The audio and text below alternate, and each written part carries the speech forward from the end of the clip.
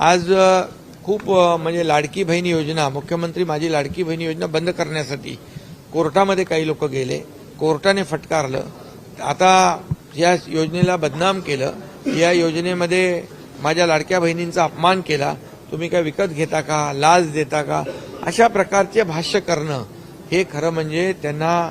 मनाची नाही, जनाची नाही, मनाची तरी थोडी वाटली पाहिजे. आज लाडक्या बहिणींच्या जीवनामध्ये थोडाफार आधार आम्ही देत असू, ही योजना आम्ही सुरू केली तर याचं स्वागत केलं पाहिजे. आता ते त्यांचा कोणीतरी माणूस आहे तो नागपूर काय वडपल्लीवार हे नागपूर कोर्टामध्ये देखील गेलेले आहेत. त्यामुळे त्यांची जी काही भूमिका आहे की या आमचं सरकार आल्यावर आम्ही लाडली बहीण बंद करणार, लाडकी बहीण योजना बंद करणार,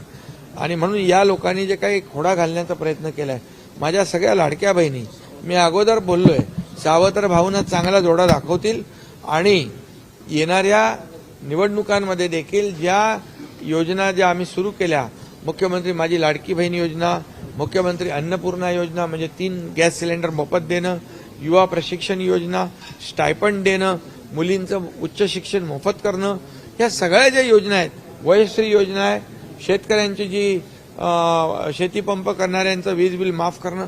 एक इकोसिस्टीम आम्ही एक तयार करण्याचा प्रयत्न केला आहे. कुटुंबाला एक सुखी आणि समृद्ध करण्याचा आम्ही प्रयत्न केलेला आहे. आणि म्हणून लाडकी बहीण योजना ही त्यांनी जे बंद करणार म्हणालेत, यांना येत्या निवडणुकीमध्ये माझ्या लाडक्या बहिणी, लाडके भाऊ त्यांची जागा दाखवतील आणि महायुती, सावत्र दुष्ट सावत्र भाऊ आहेत ते, आणि महायुती पुन्हा या ठिकाणी महाराष्ट्रातल्या जनतेच्या सेवेसाठी पुन्हा विजयी होईल.